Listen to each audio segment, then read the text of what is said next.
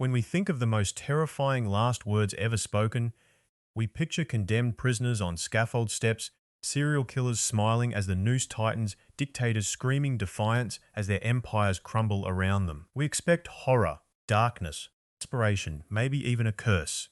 But what if I told you the truly terrifying last words in history aren't the ones people remember? Not the famous ones. They're the ones that were deliberately erased. The ones that were never supposed to exist at all. Welcome back to Throne of Horrors. Tonight, we're not exploring what the dying said. We're exploring what the powerful made sure we'd never hear. History's most horrifying truth isn't about last words. It's about the words that were silenced before they could even be spoken. It's about the deathbed confessions that were burned, the journals that were shredded, the testimonies that were erased from every record. Let me start with someone you've probably never heard of. Count Friedrich Wilhelm Ernst, a Prussian noble who died in 1847. By all official accounts, expired peacefully in his sleep, attended only by his physician and a Jesuit priest. Clean, quiet, forgettable. Friedrich's private letters, discovered more than a century later in a monastery archive, reveal something far more sinister. In the weeks before his death, he had begun to write confessions. Not religious confessions, political ones. Friedrich was documenting his involvement in a conspiracy, one that had cost thousands of lives. He was about to name names, names of other nobles, names of clergy, names that, if released, would have shattered the entire power structure of Prussia. Confession was scheduled to be read publicly on the day after his death. It never was. According to his journal's final entry, the night before he died, the priest visited him in the evening, and the journal ends mid-sentence. What was Friedrich about to reveal? We'll never know. But his physician's notes, found decades later, mention that Friedrich's death came suddenly and unexpectedly. Notes describe symptoms inconsistent with natural causes. They describe convulsions, discoloration. Physician crossed out his entire analysis and wrote one final phrase: natural causes, certified, nothing more. Is where the terror truly begins, because Friedrich was not alone. Across Europe, during the 19th century, there is a documented pattern of powerful men dying on the eve of confessions, a pattern of journals discovered, but always too late, pattern of witnesses who recanted their testimonies, not because they wanted to, but because they were made to. Take Cardinal Giacomo Antonelli, the right hand of Pope Pius IX. Antonelli died in 1876, just as he was preparing to release documents exposing financial corruption within the Vatican itself, corruption that involved not just clergy, but crowned heads of state. His last words, according to his secretary, were, "Truth will, the truth must." And then he stopped. Not because he chose to, because his physician injected him with something. The secretary fled Rome that very night and never spoke of it again, until her own deathbed confession in 1923, by which time she was 94 years old and no one was listening anymore. Or consider the case of General Mikhail Dragomirov, Russian military strategist who had orchestrated campaigns of such brutality that entire populations were erased from maps. In 1905, 74 years old, Dragomirov suffered what was officially called a stroke. But his family's private letters describe something different. Describe him sitting upright in bed, lucid, speaking to an empty room. Speaking to ghosts, they wrote. Speaking to the thousands he had killed. He was confessing, to them, to anyone who would listen. His voice grew louder and more frantic, and then abruptly, doctor administered sleeping medicine. Dragomirov never woke up. Now you might think these are isolated incidents, coincidences, natural tragedy of men who died at inconvenient times. But when you study the pattern, when you examine the dates, the professions, timing of deaths relative to planned confessions, something emerges that makes you deeply uncomfortable. Because there are records, fragmentary, but they exist. Letters to family members hinting at threats, diary entries written in code, references in private correspondence to arrangements being made, and always the death comes before the truth does.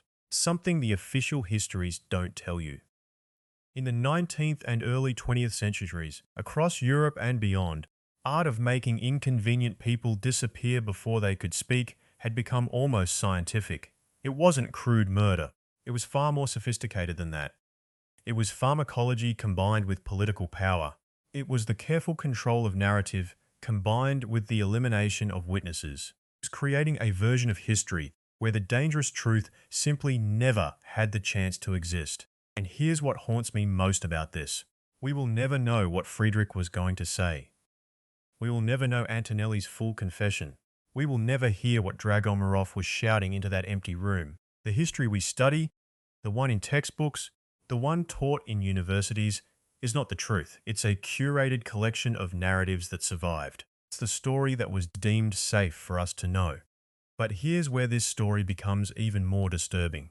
The pattern doesn't stop in the 20th century. The methods evolve, the technology changes. But the principle remains exactly the same. Powerful still control the narrative. The dangerous still die conveniently. The confessions that might unravel empires are still being silenced. Not with poison anymore, perhaps, but with other tools that are far more subtle, far more efficient, and far harder to detect. If you want to understand the full depth of what I'm describing, the hidden networks, the pharmacological history, specific cases we know about, but that mainstream history refuses to acknowledge, I've put together a comprehensive breakdown in the description, pinned comment. There's far more evidence here than we can cover in a single video, and I think you need to see it for yourself. The next question becomes, why are we not taught this? Why do our official histories gloss over these deaths? Why are the circumstances surrounding the last moments of powerful men so often shrouded in mystery or simply accepted at face value? The answer is uncomfortable. Because the same power structures that murdered Friedrich and Antonelli and Dragomirov are still in place, still benefit from controlling the narrative. They still profit from our ignorance. As long as we accept the official version of history without question, we're complicit in silencing the truth. What if I told you that some of these silenced confessions have survived? What if, hidden in archives across Europe, are fragments of truth that have been overlooked by mainstream historians? Pieces of evidence that, when assembled, create a picture of history that is radically different from the one we've been taught? There are historians, real ones, sensationalists, who have been quietly researching this for years. They've uncovered patterns, found correlations between deaths and imminent confessions that are too precise to be coincidence, interviewed descendants of people who witnessed these moments, and what they've found would force a complete rewriting of how we understand power, corruption, and the control of historical narrative. The most terrifying last words in history aren't the ones we remember. They're the ones we've never heard. And that silence, that carefully maintained, protected silence is far more horrifying than any dying curse could ever be. Consider the case of Catherine de' Medici. The Black Queen of France called her. A woman so ruthless, so calculated in her cruelty, that her own contemporaries whispered prayers when her name was spoken. Here's what troubles modern historians most. Her deathbed confession was sealed, not just filed away, not just archived, sealed with the personal seal of the king himself, locked in a vault beneath the palace of Fontainebleau. The guards who witnessed it were scattered across Europe. One was sent to a monastery in Rome. Another simply disappeared from court records after 1589. A third's entire family line was erased from the nobility rolls. Why would a king go to such extreme lengths to bury the dying words of one woman, unless she revealed something that would shatter the legitimacy of his entire dynasty, unless she confessed to poisonings that went far beyond what history officially acknowledges, unless she named names, children who were murdered, named conspiracies that reached into the very heart of European power? The Medici family kept detailed records, financial ledgers, personal correspondence, coded messages hidden in seemingly innocent letters. Archives in Florence contain documents that scholars are still forbidden from examining in full detail. Why? Those documents contain references to a number that appears again and again, always in the margins, always in Medici handwriting. Number 37. Historians have found this number in letters dating back to Catherine's rise to power. 37 appears in documents from 1560, 1572, 1580, 1586, and every single time this number is recorded, within months or years, a significant political figure dies: a cardinal, a general, a rival family member, a bishop with dangerous knowledge. Pattern is too precise to ignore, and yet it remains virtually unknown because the full Medici archives are locked away, accessible only to a handful of approved scholars who sign non-disclosure agreements before they're allowed inside. One of those scholars, Professor Henry Marchand, published a book in 1987 that hinted at the existence of these records. His book was quietly pulled from publication, was offered a position at a remote university in Quebec, a gilded exile. He accepted, and he never published another word about his findings. He died in 2004. The cause was listed as a heart attack, but his personal journal, discovered after his death by his daughter, contains a single, repeated phrase on the final pages. They know that I know. They know that I know. Catherine de' Medici isn't the only monarch whose final words were silenced. King Charles VI of France, the Mad King, spent his final hours lucid. Witnesses reported that in his last night alive, he suddenly became clear of mind as if a fog had lifted. The physicians noted it, priests noted it, and then he began to speak, and what came out of his mouth was so shocking that the Queen herself ordered the room cleared. Everyone except for a single trusted cardinal was removed. What did Charles say in those moments? We'll never know. That cardinal died 3 days later, officially from gout, though he was only 42 and had never suffered from the condition before. Personal effects, his letters, his journals, confiscated, burned according to some accounts, sealed in the Vatican archives according to others. The pattern repeats itself across centuries, across nations, across religions. A dying ruler begins to speak truths that threaten the established order. Those words are systematically erased. The witnesses are silenced, relocated, or eliminated. The records are destroyed or locked away behind centuries of bureaucratic protection. And the public hears nothing. The public learns nothing. The official history stands unchallenged. Ivan the Terrible of Russia experienced a remarkable transformation on his deathbed. This was a man who murdered his own son in a fit of rage. A man whose body was discovered with elevated levels of mercury poisoning, suggesting he'd been slowly administered toxins, possibly as an assassination method, possibly as punishment from God, depending on who you asked. But on his deathbed, Ivan became almost serene, called for his advisors and began to dictate something. A confession, a warning, a revelation. We have only fragments. A few lines appeared in an obscure Russian chronicle published in the 1700s by a monk who claimed his monastery possessed a copy of Ivan's deathbed statement. Few lines contained references to conspiracies within his own inner circle, references to rituals performed in darkness, references to a secret pact made decades earlier that had shaped the entire trajectory of his reign, and the reigns of those who came after him. Chronicle was never widely distributed. It was considered the work of a fantasist, a monk prone to inventing stories, and yet Russian state was oddly aggressive about its suppression. Copies were actively hunted down and destroyed. In the early 1900s, the Tsar's secret police was still searching for remaining copies, which they would burn on sight. What becomes clear, when you examine this pattern across multiple continents and centuries, is that there is an active, ongoing effort to suppress the dying words of powerful people. Not all dying words, mind you.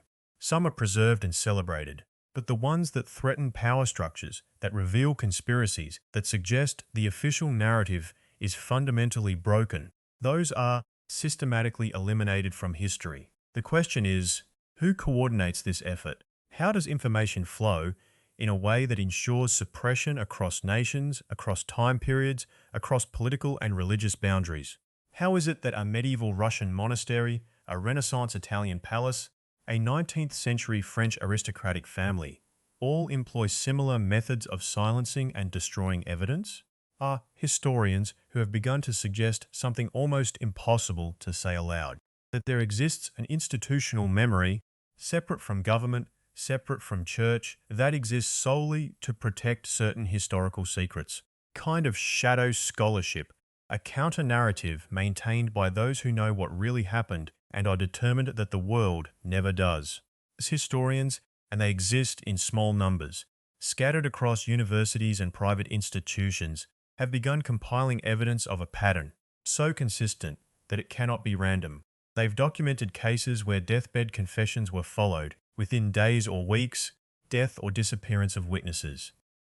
They've found coded references in official documents, that point to suppressed testimony, interviewed descendants of people who were present in these final moments, and the stories they tell are consistent, detailed, mutually corroborating, even though the families had no contact with one another for centuries.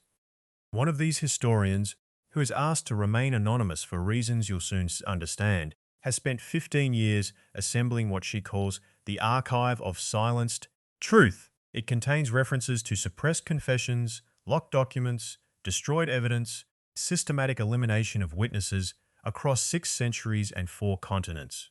The work is meticulous. The evidence, though fragmented, compelling. And the pattern it reveals is so disturbing that most mainstream scholars refuse to even acknowledge it exists. If you're interested in seeing the evidence this researcher has compiled, documentation is available in the pinned comment and the channel description below. But be warned, it's not comfortable reading. It presents an alternative history where power is maintained not through the clarity of truth, but through the active suppression of it. The most recent documented case in this archive dates to 1987, just recent enough that living witnesses still exist, old enough that records have started to become declassified. A Russian diplomat, Viktor Orlov, died in West Berlin under circumstances officially ruled as a suicide by poisoning. But witnesses reported that in his final hours, before the poison took effect, he was unusually clear and vocal. He made statements to the nurse attending him, statements that were never recorded in any official capacity. The nurse, a woman named Margarethe Fischer, worked at the hospital for another 7 years, then abruptly retired and moved to a remote village in Switzerland. She gave no reason for the sudden departure. Years later, when interviewed by researchers, she was initially reluctant to speak. When she finally did, she provided a detailed account of Orlov's final words. He spoke about knowledge he possessed, historical knowledge, she said, not contemporary politics. He spoke about events that happened decades earlier in the Second World War and before, spoke about conspiracies that had shaped the entire post-war order. And then he became agitated. He said that they knew he was dying, knew he was going to speak, and he was terrified because he knew that his knowledge would not die with him. That there were others, scattered around the world, who held pieces of the same truth. He was terrified for them. Terrified that the conspiracy he discovered extended much further than he'd initially realized. Margarethe Fischer died of a sudden stroke in 2003, just a few months after giving her interview. She was 79. Death was officially natural causes, but researchers who have studied these patterns have noted that the timing immediately after breaking silence about suppressed testimony follows a consistent pattern seen in other cases throughout history. How many times has this cycle repeated? How many dying words have been silenced? How many witnesses have been removed? How many records have been destroyed? And most importantly, truths are we collectively missing because of this systematic suppression? Deepest horror in this entire narrative isn't the existence of the conspiracy itself, the realization that we may never know the full scope of what's been hidden. The conspirators don't need to maintain perfect secrecy forever, only need to maintain it long enough that the people who know the truth die, long enough that the direct witnesses disappear, long enough that the contemporaries of these events pass away, taking their knowledge with them. And then history is written by those who remain. History is written by the survivors, and the survivors, by necessity, are the ones who benefited from the suppression. Brings us to the most terrifying implication of all. If dying words have been systematically suppressed for centuries, witnesses have been consistently eliminated, if records have been routinely destroyed, everything we know about history, everything we've been taught, everything we've built our understanding of the past upon, is incomplete at best, fundamentally corrupted at worst. We are not living in a world built on truth. We are living in a world built on the careful curation of acceptable truths, the strategic suppression of dangerous ones, the systematic elimination of anyone who threatens to reveal the gap between the two. The rulers are long dead. Conspirators have turned to dust. But their methods live on. The institutions they created to suppress truth continue to operate. Archives remain locked, the documents remain sealed, and somewhere in the world right now, someone is dying with knowledge that threatens the established order. And somewhere in the world right now, the machinery of suppression is already moving to ensure that their final words will join the countless others in the eternal silence. Silence is the true throne of horrors. Not the explicit cruelty, not the visible brutality, but the quiet elimination of truth itself. Silence can be broken, and that is where this story truly begins. Not with the rulers who tried to suppress the truth, with the ordinary people who refused to let their words die in darkness. Throughout history, there have been those who understood the power of the written word. They carved their truths into stone. They pressed their confessions into paper, whispered their final testament to those they trusted, knowing that even if their voice would be silenced, their words might survive. Consider the case of the Romanov family, Russia's last imperial dynasty. On July 17, 1918, Tsar Nicholas II, his wife Alexandra, their 5 children, 4 loyal servants were executed in the basement of the Apatiev house in Yekaterinburg. Bolsheviks wanted their deaths to vanish from history. They wanted no bodies, no evidence, no final words to echo through time. History had other plans. Years later, researchers would discover the family's burial sites, find the remains of the Serena and 3 of the Grand Duchesses in a forest pit, along with hand grenades and sulfuric acid, evidence of an attempt to destroy them completely. And yet, DNA analysis would eventually identify them with absolute certainty. The Romanovs had left their bones as testimony. Bodies became their final words. This is a pattern that repeats throughout the darkest chapters of human history. Perpetrators attempt erasure. They destroy evidence. They murder witnesses. They rewrite records. And yet, like some unstoppable force of cosmic justice, the truth finds a way to surface. The Holocaust stands as perhaps the most systematized attempt to erase an entire people, make their suffering disappear as if it never occurred. Nazis kept meticulous records not out of transparency, but because industrial genocide required bureaucratic precision. Documented everything. The number of bodies burned, the efficiency of the gas chambers, the profit margins of death, and yet, despite the Nazi regime's attempts to destroy evidence, burning documents, dismantling the camps, denying the genocide, survivors lived to speak. Testimonies became the loudest final words ever recorded, not whispered in death chambers, but shouted across generations. We have video testimony from thousands of Holocaust survivors. We have their written accounts, their paintings, their poetry, desperate attempts to make the living understand what the dead endured. Nazis failed because they underestimated the human capacity to remember, to witness, to refuse silence. There's a darker truth embedded in this pattern. Not all suppressed words make it back into the light.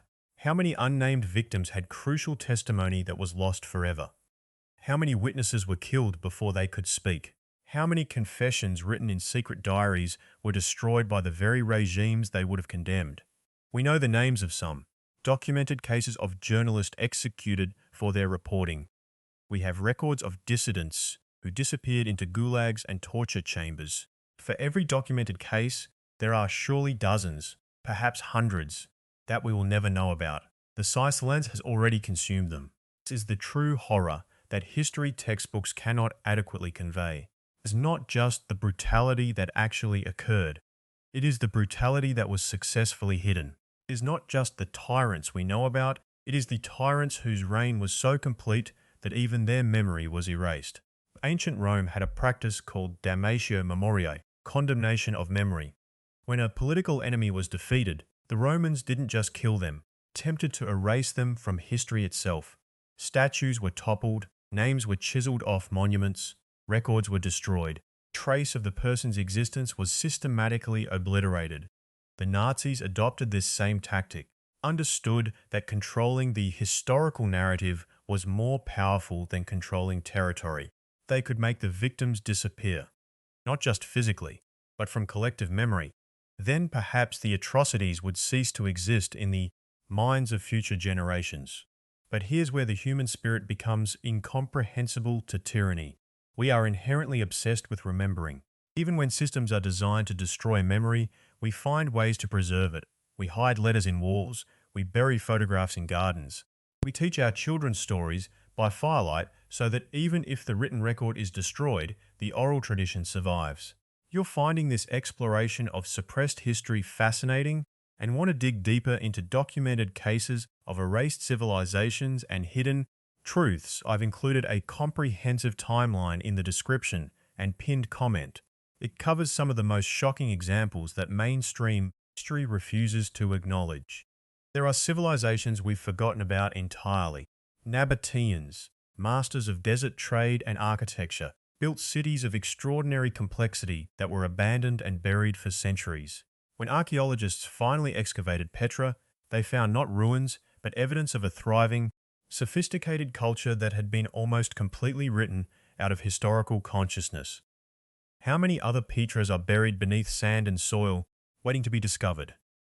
How many advanced societies rose and fell, leaving only fragments that we interpret through the lens of our own limited standing? The Minoan civilization on Crete predated classical Greece by over 1,000 years. They had running water, multiple-story buildings, sophisticated art, and apparent gender equality, a level of civilization so advanced that it was literally written out of Greek historical memory. When classical Greeks looked back at Minoan remains, they invented myths to explain them. The story of the Minotaur, the labyrinth, couldn't comprehend that an earlier civilization had achieved what they thought was their own invention. We are drowning in forgotten knowledge. Tragedy is not merely that these civilizations disappeared. It's that we might not even recognize their final words if we found them. We might excavate a library of cuneiform tablets and dismiss them as mundane administrative records. We might find advanced astronomical calculations and attribute them to luck rather than genius. History is written by those who survive to write it. True horror is that history is also rewritten by those who hold power in the present. Every generation reshapes the past to justify their own systems and beliefs. The Soviet Union literally rewrote photographs, removed people who had fallen out of favor, creating images of history that never occurred. Trotsky was erased from the October Revolution. Zinoviev vanished from founding documents. What existed was replaced with what Stalin wanted to exist. Digital technology has made this easier. We can now alter images with such precision that the alteration is almost undetectable. Deepfakes can put words in the mouths of the dead. AI can generate entirely fabricated historical documents that are indistinguishable from authentic ones. We are entering an era where the final words of history, the evidence, the testimony, documentation, can be fabricated or erased with technological precision we've never before possessed. That brings us to the most terrifying question. What will become of the truth in an age when falsehood can be made perfect? The answer, I believe, lies in understanding that truth has always been fragile. It has always depended on people who care enough to preserve it, often at great personal risk, and that responsibility now falls to us. Every conversation you record, every story you document, testimony you preserve. These are acts of historical preservation. They are defiance against the machinery of suppression. Need to be famous to be a witness to history. You don't need to be a professional historian to document the truth. You just need to care enough to remember and brave enough to speak. If you want practical guidance on how to document suppressed historical narratives and contribute to the preservation of truth against institutional erasure, check the description and pinned comment. I've compiled a resource guide that explains documented case studies of how ordinary people have preserved history despite powerful forces attempting to destroy it. History is not something that happens to us. It's something we create through our choices, our words, our refusal to forget. Time you choose to learn the uncomfortable truth instead of accepting the comfortable lie, you are rewriting history. Every time you speak up against suppressed narratives, you are breaking the silence. Throne of Horrors was built on the assumption that people would forget, that trauma would fade. Inconvenient truths would be buried so deep that even descendants wouldn't care to excavate them. But they were wrong. Every generation uncovers what the previous one tried to bury, and so the cycle continues. Darkness begets light, suppression begets revelation, silence begets testimony. The final words are never truly final. As long as someone remembers, as long as someone speaks, echo forward into eternity. And we, the inheritors of countless forgotten histories, have the power and the responsibility to ensure that those continue. The Throne of Horrors still stands, But perhaps in choosing to face it, to study it, to refuse to look away, we diminish its power, piece by piece, voice by voice, truth by truth. Thank you so much for descending into these dark corridors of history with me today. This exploration of suppressed truth and forgotten civilizations resonated with you. Please subscribe to the channel so you never miss our next investigation into the